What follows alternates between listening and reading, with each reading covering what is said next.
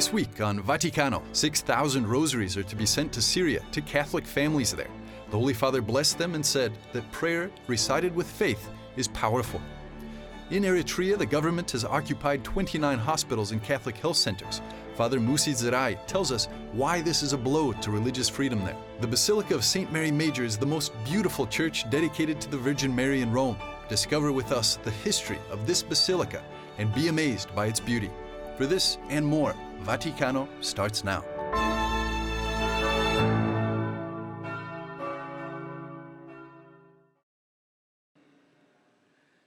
Il prossimo 5 ottobre terrò un consistorio per la nomina di 10 nuovi cardinali.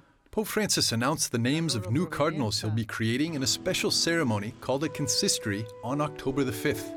The 13 new cardinals come from 4 continents, and as the Pope said, their origins express the missionary vocation of the Church, which proclaims the merciful love of God to all men on earth.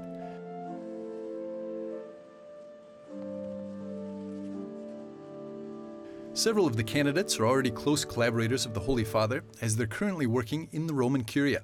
They are Canadian Jesuit Father Michael Czerny, who's the head of the Migrants and Refugees section, Spanish Archbishop Miguel Ángel Ayuso Guichot, who is the new head of the Vatican's Interreligious Dialogue, and Portuguese Archbishop José Tolentino Mendonça, who is the librarian of the Holy Roman Church. The African, American, and European continents will each get 2 more cardinals, and the biggest Muslim country by population in Asia, Indonesia, will get 1 more cardinal. All 10 of them are eligible to vote in a future conclave. Pope Francis also chose 3 bishops over the age of 80 to reward them for their service to the Church. Because of their age, they will not be able to participate in a conclave.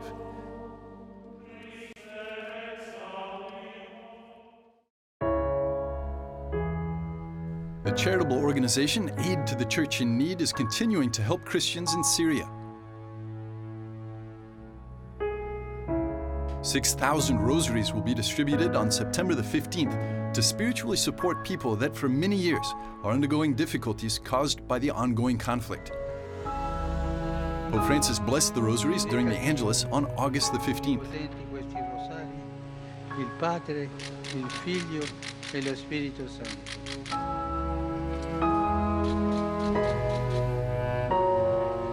Director of the Italian section of Church in Need, Alessandro Monteduro, helped launch the Comfort My People project with the Pope.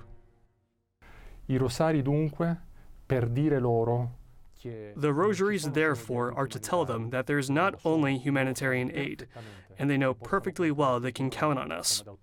As for 8 years now, they can count for food, medicine, electricity, water, but there's also our willingness to support them, morally support, and bring perhaps some spiritual comfort. sostegno, di supporto morale e magari di conforto spirituale.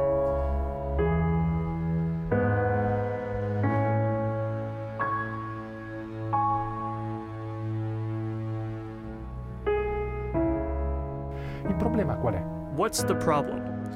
It's that all of this is happening in Idlib, and all the effects of the war. No one talks about it anymore.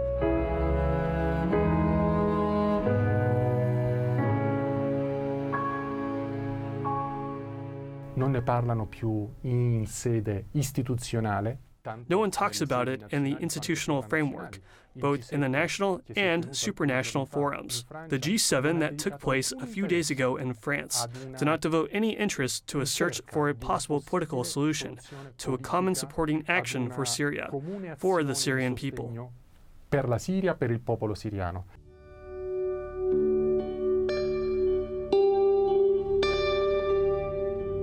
Io voglio innanzitutto dire che noi non abbiamo mai smesso. First of all, I want to say that since 2011, the year of the outbreak of the war in Syria, we have never stopped supporting our Christian brothers.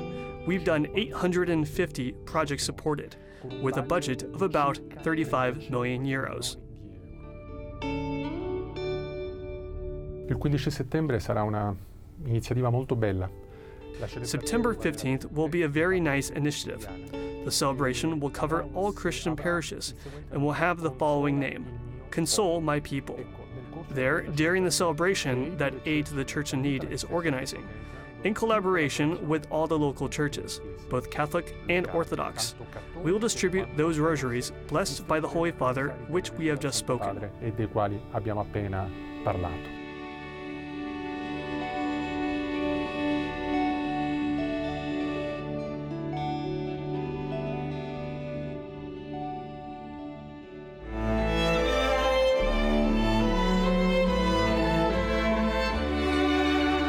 The International Labour Organization, or ILO, held this conference at the UN in Geneva entitled For a Brighter Future of Work. The Holy See sent a delegation led by Cardinal Peter Turkson that gave its own contribution.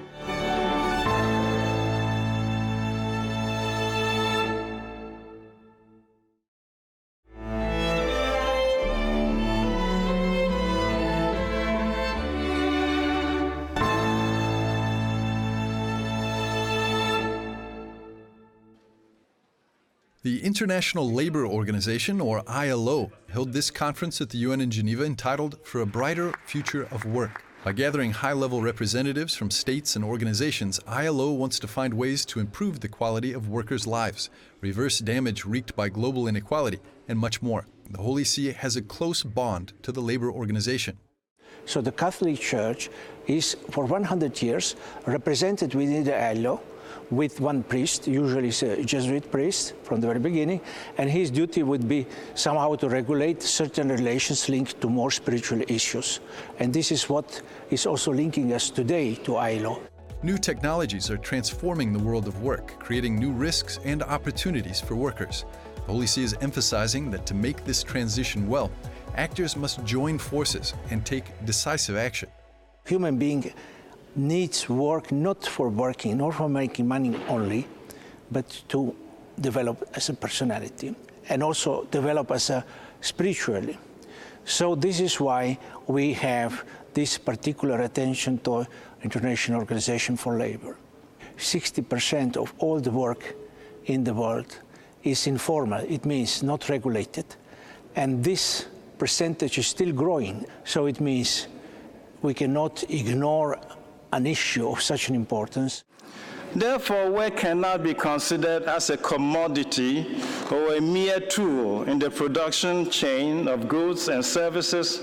Rather, since it is the foundation of human development, work takes priority even over capital and the production of goods over the money that goes into it. Therefore, the ethical imperative is on us to defend jobs and create new ones in proportion to the increase in economic viability, as well as ensure the dignity of work itself. This year, one of the initiatives that we have as a Holy See mission to the ILO was an interreligious event on the future of work. So our mission, together with the Organization of Islamic Cooperation, but many other religious groups, Buddhist, Jewish, World Council of Churches, we had a session exactly on human work, men work, as a source of human dignity. The Director General said it was the first and unique event in the history, 100 years history, and this was also our contribution to attract not only our Catholic or Christian point of view, but also to see work also in the context of interreligious dialogue and to see how the other delegations and other countries or the other traditions are dealing with this. The final result was very positive. We are thinking or saying the same thing, It means that what we as a Catholic Church are promoting is practically responding to the feeling, to the needs of everybody, and I would say specifically people who are living and working in a very informal environment. It means without any assurances of defending and protecting their dignity and also their economic input. In his message to participants, Pope Francis said that it's essential to listen to younger generations, to turn an attitude of control over the earth into an attitude of care, since the world we've received also belongs to those who will follow us.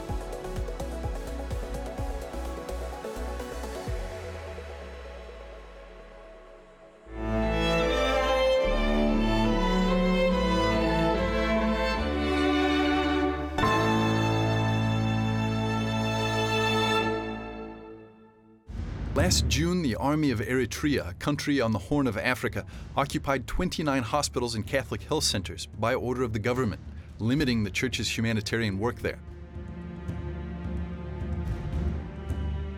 Eritrean Father Musi Zerai, European coordinator of Eritrean Catholics and 2015 Nobel Peace Prize nominee, explains to EWTN why the church is persecuted in Eritrea.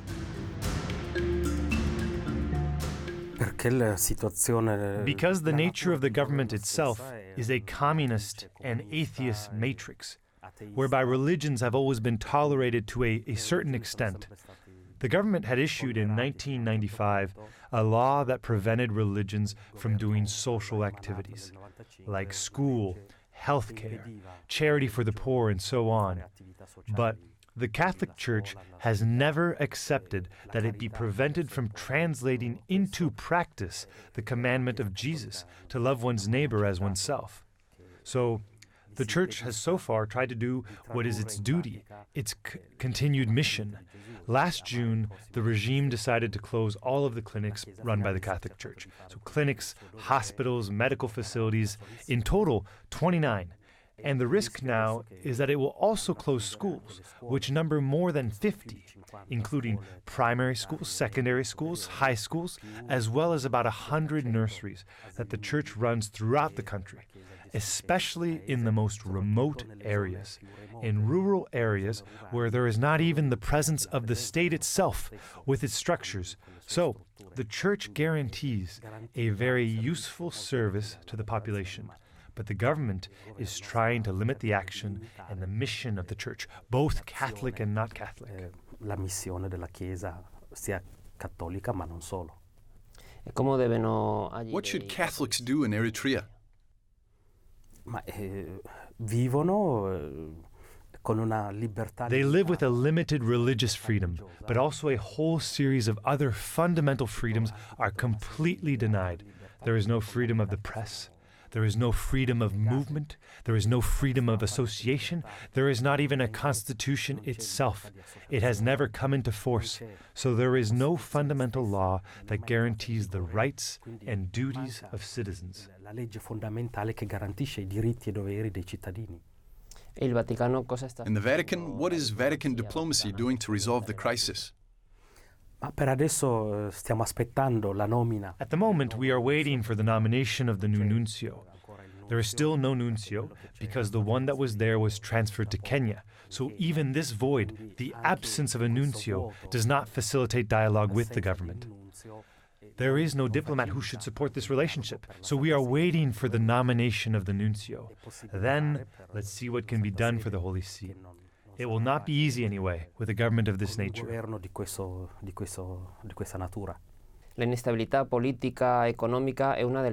Political and economic instability is one of the causes of migration. Today we see the open arms crisis and similar crises in the Mediterranean. How does a migrant live this difficult personal situation that leads them to risk their lives in the sea? Ma questo è The international community has not addressed this problem adequately, going to the root of the problems.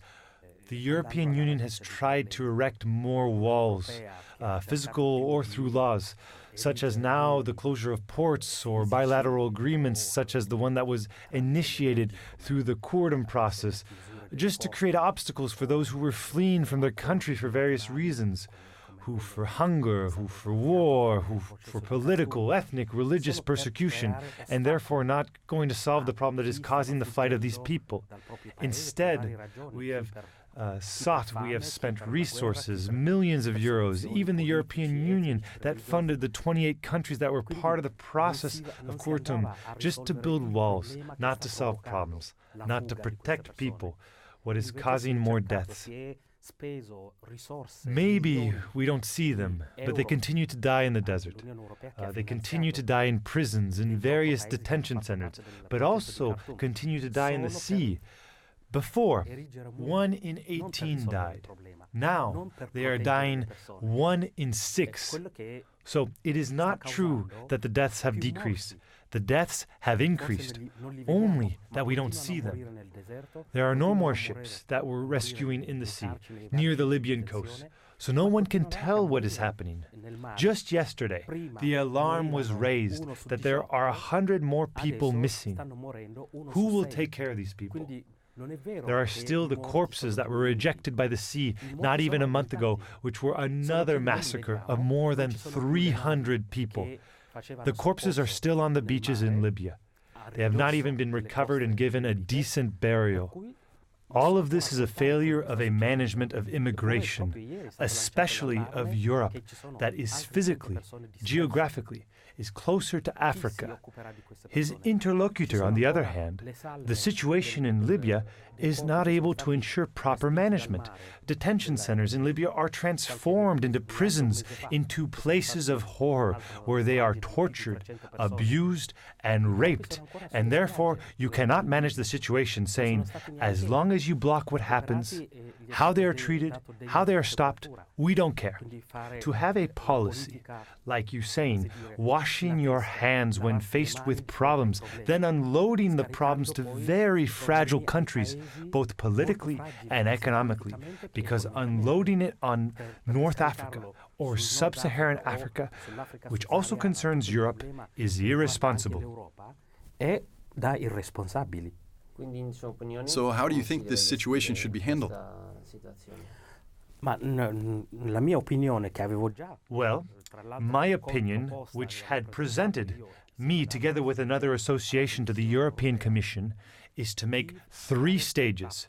So, the first one, go first to the root of the problem, then try to solve the causes of this drama of exodus of people. This is looking for a long-term solution. Medium term is to try to protect these people close to their home. When they run away first, they go to neighboring countries. So if we can better protect them in the neighboring countries, 90% of people would be there. They would stop there if they find opportunities for work, study, decent living conditions. The third level is to open legal channels. So the humanitarian corridor that was started thanks to Sant'Egidio, the Waldensian churches, and so on. Now also the CEI, the Caritas. But it is a small sign. If the countries of the European Union were to do as states, therefore, with a much more consistent project to give opportunities for legal access to those people in need of protection, many people would not be driven by despair in the hands of traffickers, risking their lives in the desert and in the sea. So these 3 things that can be done with all the resources that have been wasted so far, they would have solved many problems. Thank you very much. You're welcome.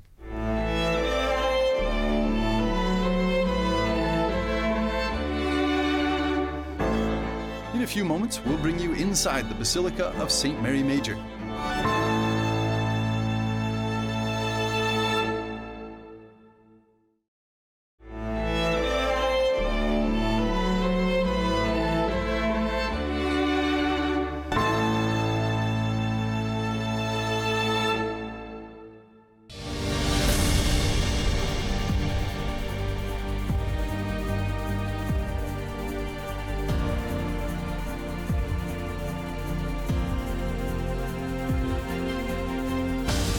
Rome is famous for its beautiful churches, and there's no other church in the world dedicated to the Virgin Mary more beautiful and rich in history than the Papal Basilica of St. Mary Major.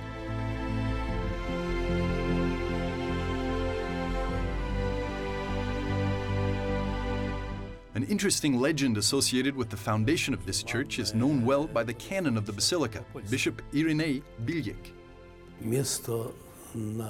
The place on which this basilica was built was chosen by the Virgin Mary herself in the year 352, when the rich patrician Giovanni decided to leave his wealth for the service of the Virgin Mary, as he had no children. One night, the Virgin Mary told Giovanni to build a church on the place where it would snow tomorrow.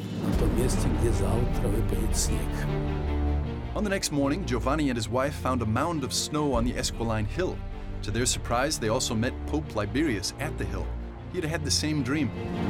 Soon after, Pope Liberius ordered the construction of the church dedicated to Our Lady, using the generous donation of Giovanni's family, who got their long-awaited child. Therefore, The place where we are located was chosen by the Virgin herself, after which she appeared in Fatima, Lourdes, and so on. But the first place on earth which she chose was here.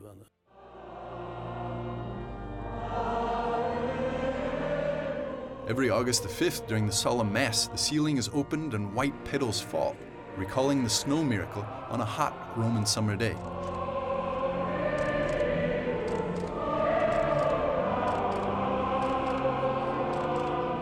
The wooden ceiling is gilded with the first gold brought back from the Americas, which Pope Alexander VI received as a gift from the Spanish royal family, Ferdinand and Isabella. The floor is decorated by geometric cosmatesque mosaics from the 12th century.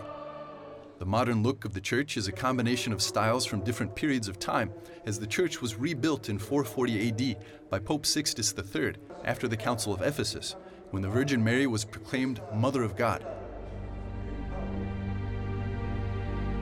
The bell tower and the facade were added in 1740. However, the interior of the church, despite the later changes, gives an idea of the early Christian basilica. In the central nave, there are 5th century mosaics representing scenes of the Old Testament. The mosaics of the triumphal arch represent the birth of Christ. And the mosaic of the apse depicts the coronation of Mary. The story of Our Lady in the snow recalls the Christmas period, and this basilica, as no other in Rome, is connected with the mystery of the Nativity.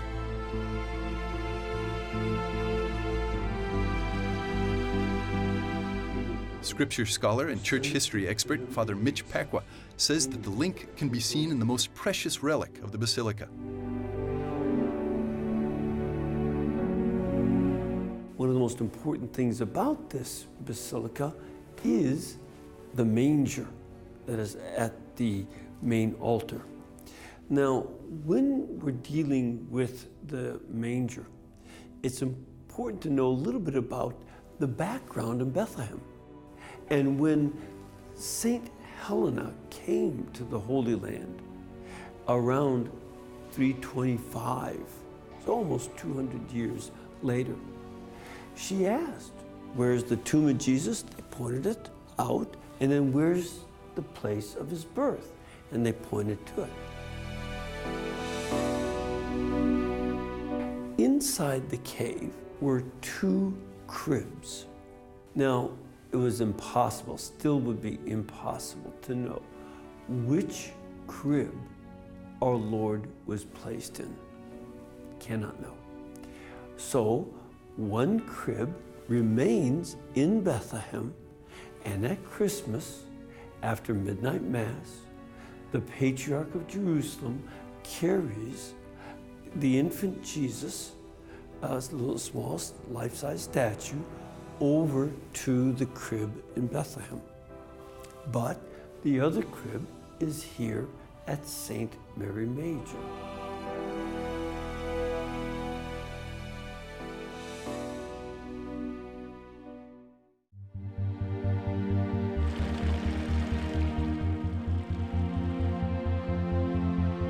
At the right side of the main altar, there inside the Sistine Chapel, is the tomb of a doctor of the Church, St. Jerome. And inside the museum, among the treasures, are his priestly vestments.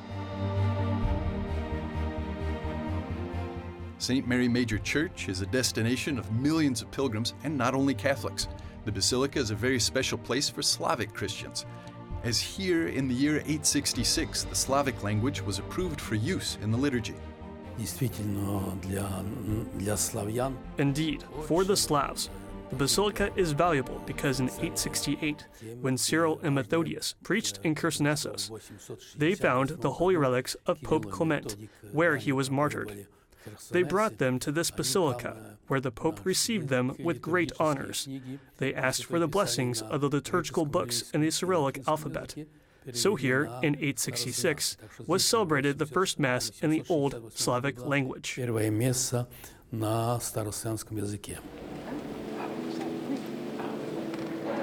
At the left side of the altar is the Borghese Chapel that holds the main Marian icon of Rome, Salus Populi Romani, in English, the salvation of the Roman people.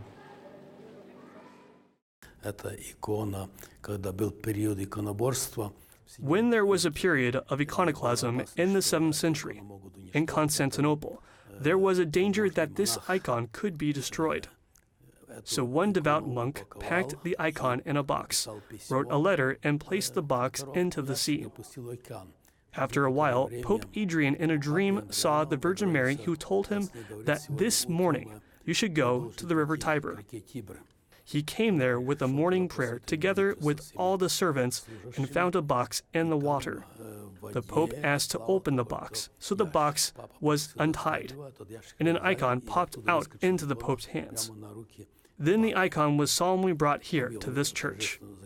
When the plague raged in Rome, the Pope led the procession with this icon, and everyone saw in the sky Michael the Archangel, who was holding the sword, and therefore the icon was called the salvation of the Roman people. И все поняли, что чума прекратилась. Поэтому икона получила название «Спасение народа римского». Church tradition attributes the authorship of the icon to the Apostle Luke, although art historians date the icon back to the 6th century. The Eastern origins of the icon can be confirmed by the cedar wooden board on which it was written. The icon is the official symbol of World Youth Day since 2004, when St. Pope John Paul II blessed a copy of it to accompany the World Youth Day cross. Pope Francis also has a special veneration for the icon. He never leaves Italy without first praying in front of the Protectress of Rome, and the first thing he does when he returns is make another stop to thank her and bring her a bouquet of flowers.